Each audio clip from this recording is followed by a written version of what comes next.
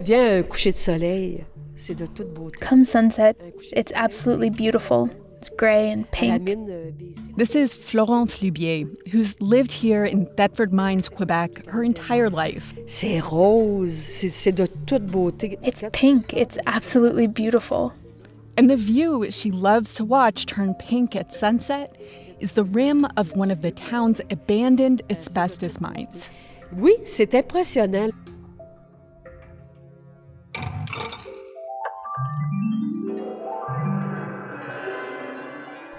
This is the Undark podcast. I'm Lydia Chain. Asbestos, which you've probably heard of as a material used in insulation that's been tied to cancer, is actually a set of minerals mined in places like the Canadian province of Quebec. Mining of these strong, fire-resistant fibers began in this region in the 1870s and lasted right up until the last decade.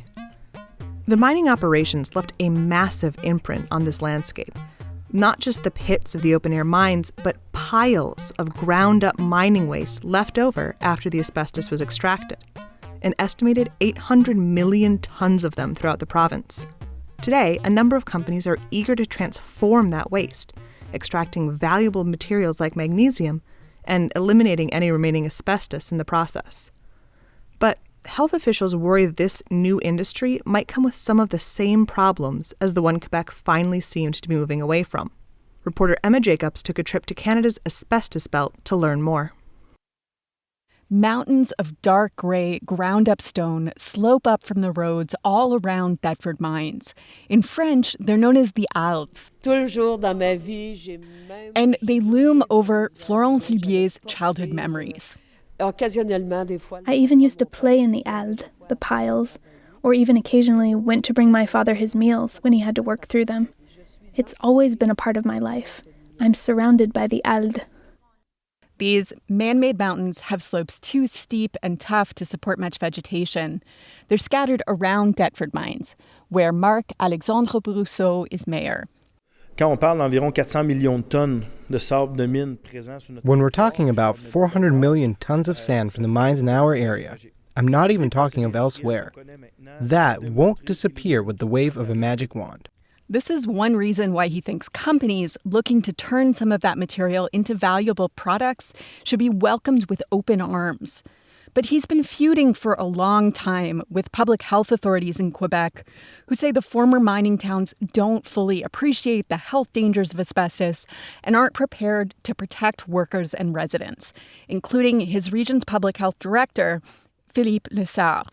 Ça a l'air d'être un risque volontaire. It may look like a voluntary risk that people accept, but that's not necessarily my interpretation.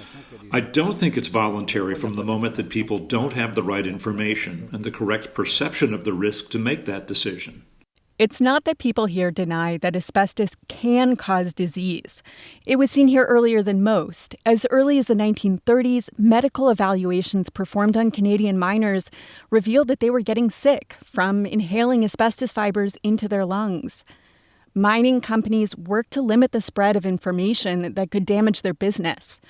Asbestos was marketed as a miracle fiber, fire-resistant, and safe enough to replace flammable cotton as fake snow on film sets, including the 1939 movie The Wizard of Oz.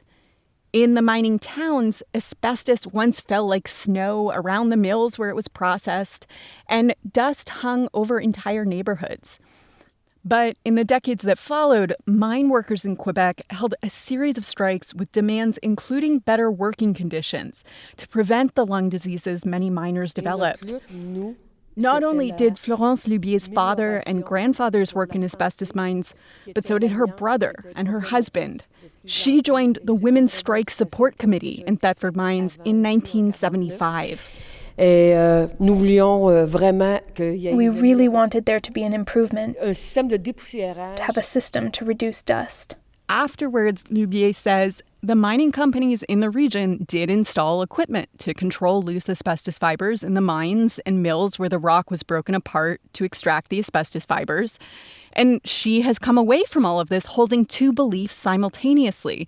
One, that asbestos can cause disease, but also that the material can be handled and used safely with the right equipment. The work was improved, the systems. People had areas where they had masks too. I also have a brother who worked testing the asbestos, and he has asbestosis today, has trouble breathing. He would tell me, I didn't know you needed to wear those things. They didn't know. Today, it's well organized. More and more, it's well done. People are protected more. But by the time miners in Quebec were winning their battles against the companies for these protections, it was becoming clear to people around the world that asbestos could cause health problems, not just where it was produced, but where it was transformed and used. Alice Jefferson is also dying from an asbestos-related disease. She has a rare form of cancer. In the early 80s, a British documentary called Alice, A Fight for Life introduced viewers in Europe and the United States to a woman who had developed cancer after working only briefly with asbestos in a factory decades before her diagnosis. Alice's cancer is called mesothelioma, or cancer of the lung lining. Like with any carcinogen, not everyone exposed to asbestos will develop cancer. But the documentary broadcast to a much wider audience the links scientists had found between even low levels of asbestos exposure and increased risk of developing cancer even much later. Fibers that got trapped in the lungs or other parts of the body could produce biological changes and damage to cells that eventually cause disease. The documentary showed workmen now coming to pull out asbestos insulation from a London housing project. It's such a dangerous job. The men wear masks with a separate oxygen supply and 3 layers of protective clothing, which must be decontaminated after use. Demand for asbestos was falling. Over the next several decades, asbestos would be banned in more than 50 countries. But its impacts linger today. A recent study on 2016 data found asbestos to be the workplace carcinogen accounting for the highest number of deaths.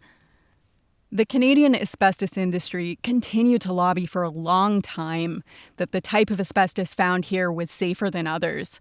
It might be marginally, but it's still a carcinogen, according to numerous health organizations. Asbestos mining in Quebec and exports continued, largely to developing countries. The last 2 mines in this region only closed in 2012. One in Thetford Mines. The other, Jeffrey Mine, is about an hour's drive south and west in the town of Asbestos, Quebec. Oh, look, this is it. Jeffrey Mine. The process to mine asbestos created mountains upon mountains of gravel, still laced with trace amounts of asbestos. And of the 800 million tons of mine waste left in the province, most of it is concentrated around these 2 areas. Health experts think the wind probably carries fibers from the mounds into the surrounding air to this day, and the piles are difficult and expensive to move safely. And then in asbestos, there's the pit from the open-air mine, more than a mile wide, just across a road from the nearest homes. There's something to my right that's very flat and terraced. And I can tell that must be the mine. Meanwhile, City Councillor Alain Roy says the town of Asbestos is still rebuilding after the loss of its founding industry. He says since the 1980s, the population has fallen from 11,500 to around 7,000 today. Roy says when the mine was profitable, money wasn't required to be put aside for the restoration of the site. When Johns Manville, the American company that owned the mine, filed for bankruptcy over health lawsuits in the 80s, the mine was sold to its local managers. And he says, from what he can tell, they don't seem to have the money to restore the site. The town of Asbestos has made progress in diversifying its economy, even including some mining-related tourism. It holds a big summer festival featuring slacklining across the mine. When we spoke, the town was also in the process of choosing a new name, after years of debate over whether that would be a rejection of local history. Having a name other than Asbestos, city government hopes, will make it easier to attract new businesses. But one industry that has come knocking are companies interested in transforming, you could say recycling, the piles of mining residues to extract other valuable materials. Anyone entering the site must wear long-sleeve shirts, a safety helmet, safety glasses. In a field just outside of town, giant mesas of residues rise up behind the processing facility of Alliance Magnesium. The company's founder, Joel Fournier, holds up what looks like a baby food jar of dark gray sand and gravel. What you're seeing here, in fact, is the residue. Okay, that was essentially the rocks containing the asbestos. What's left, anyway, after rock from Jeffrey Mine was broken down to extract asbestos fibers. To Fournier, who has a PhD in chemistry, they look like a valuable resource. When you look at those mountains, what you have to consider is 1/4 of those mountains could be considered as magnesium metal. To extract that magnesium, Alliance Magnesium trucks in mining waste to this facility.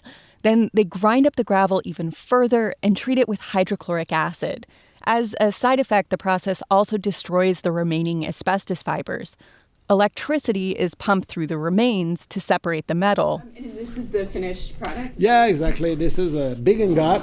So if you're, let's say, you want to practice your, I'm a little nervous to I'll take it. Oh my God. It's heavy. A piece the size of a big log weighs over 17 pounds, but a steel ingot would weigh 70% more.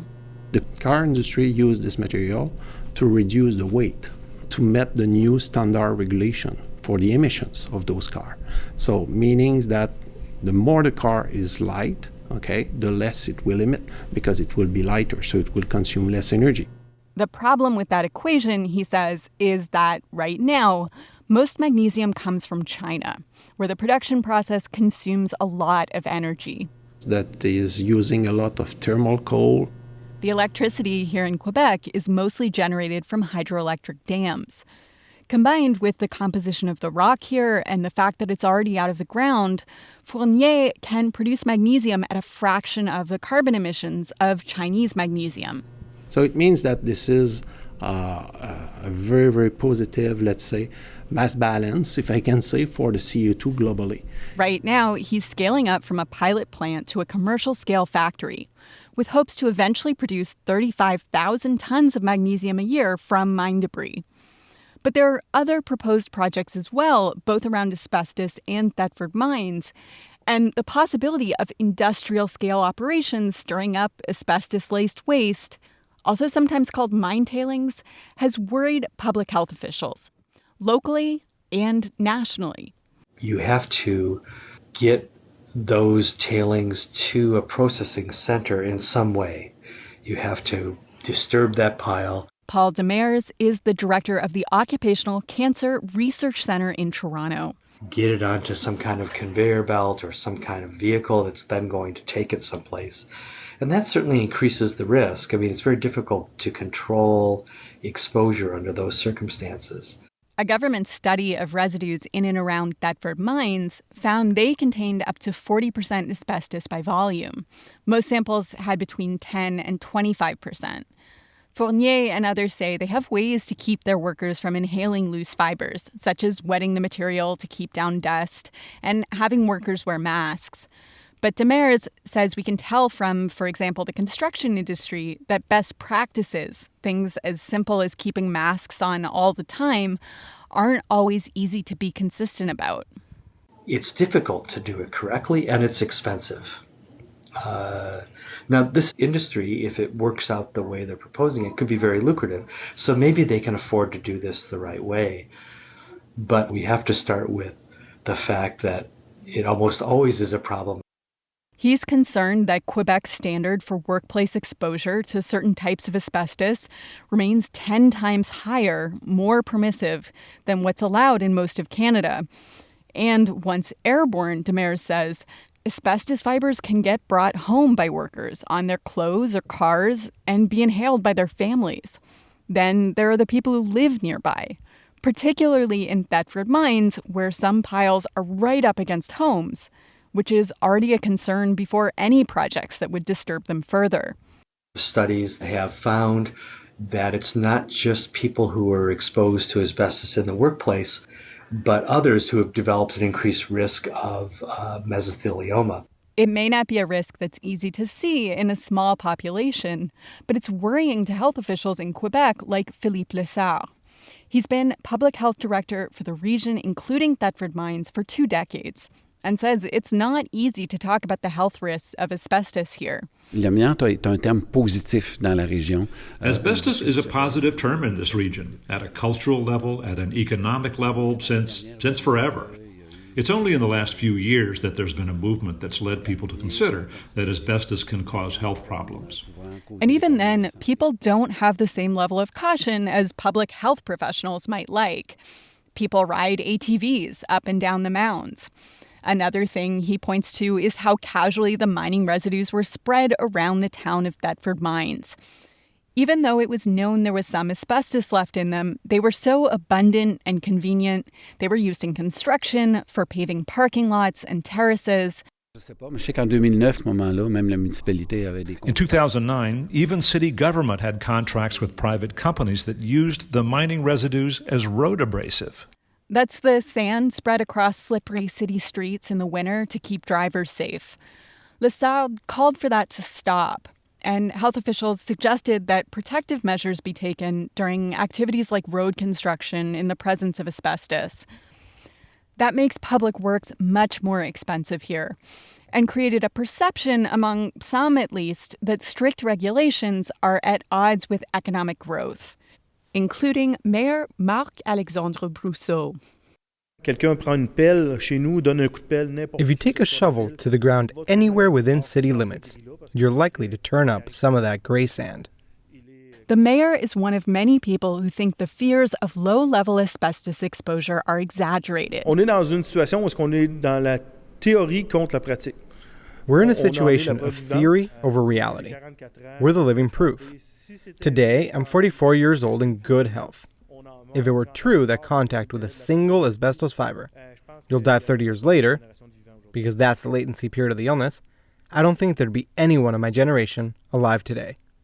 Shortly after Lessard expressed concerns about the mine waste transformation projects and tourist visits to the mine, Brousseau wrote a public letter to the health minister calling for his dismissal.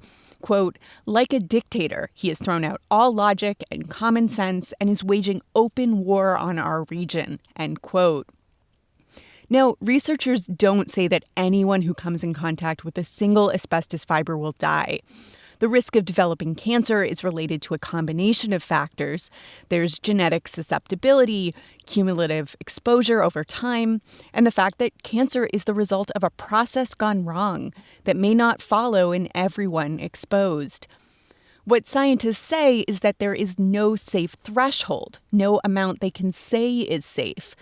But Brousseau argues people here know the risk better than anyone, and that they know it's low enough and manageable enough for the recycling projects to be undertaken safely. Donc, sachons que l'amiante est un cancérigène, on le reconnaît. Knowing that asbestos is carcinogenic, we recognize that. Knowing that we know it, we know how to use it. We know how to protect ourselves. We'll do it adequately for everyone to work safely. But at the same time, why not use this wealth of material that's at our fingertips? The province of Quebec and federal government have already put tens of millions of dollars of funding behind reuse projects, nearly 41 million Canadian into Fournier's company alone.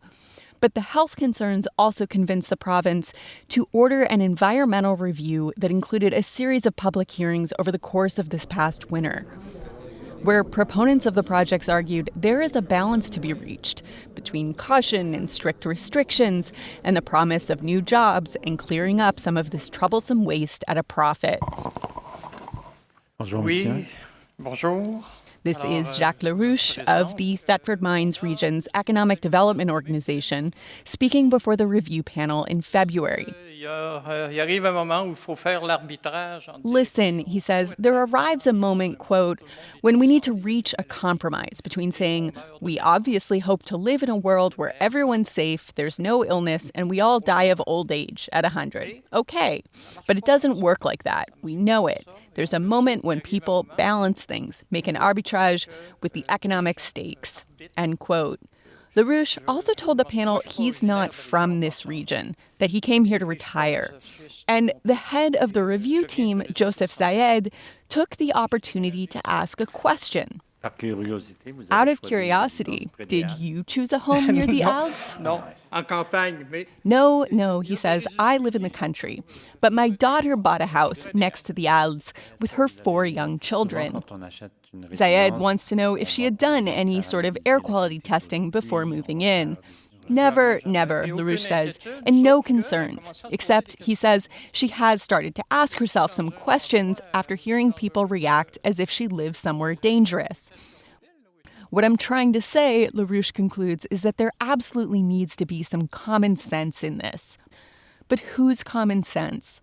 Paul Demers, the occupational health researcher, says in many resource-based economies, you may find a higher tolerance for risk than people have elsewhere. From the public health point of view, where we believe we need to protect the population, it may mean that action is taken even when a community doesn't necessarily perceive that they want it. Our job is to protect the public, not simply to let people know that there is a risk there, but to actually try to remove the risk. Still, even he says, after taking part in the hearings, that the answer's not obvious to him. I actually got a much better idea that it's not that black and white of an issue. Realizing that they've got, mountains of asbestos tailings that have a significant proportion of them being asbestos that they don't know how to get rid of and are periodically disturbed in one way or another, either through natural forces or through other types of contact with people, let's say in recreational vehicles or things like that. But if you're developing a whole new industry involving asbestos, he says, it's important not to be overconfident that the risk is a thing of the past. I'm hoping that we're kind of leaving that history of being permissive on allowing exposure to asbestos behind in Canada. And certainly making sure that whatever they do with those tailings is done properly.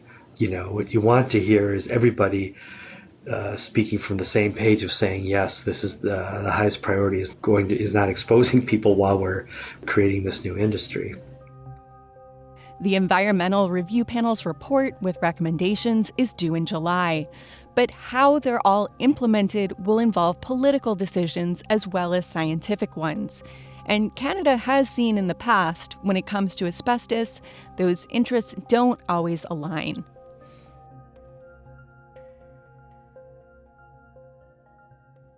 Emma, thanks for joining us and also for bringing us this story. Thank you for working on it with me. As these towns are exploring the idea of boosting industry using mining waste, what other concerns are they weighing?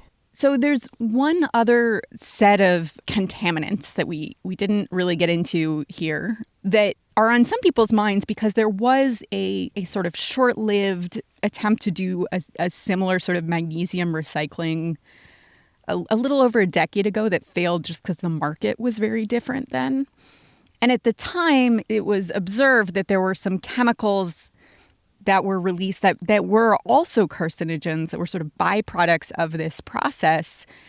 And, while Alliance Magnesium would say that the technology has improved, that they're using a different process, this is not even an issue to their minds. That's actually still a real concern among residents in the town of Asbestos. I mentioned this to Paul Demers, and he said to me, in his opinion, or personally, he would be less worried by these chemicals. They're called PCBs or dioxins or furans. They make him less nervous because they're measurable.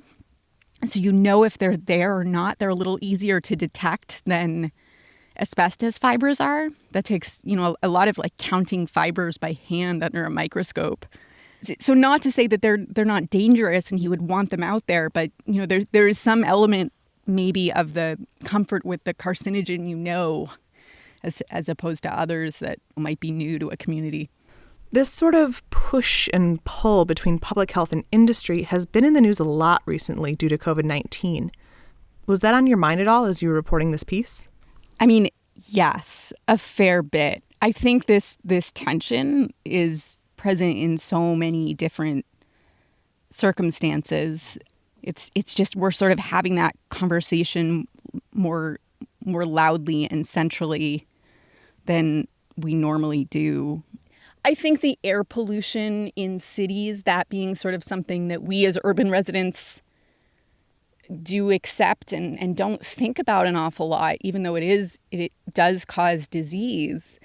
That's something people in Asbestos or Thetford mines, which are, much smaller, more rural communities, they'll say, well, you're okay with that. Why is it strange to you that we're comfortable with a higher level of ambient asbestos fibers?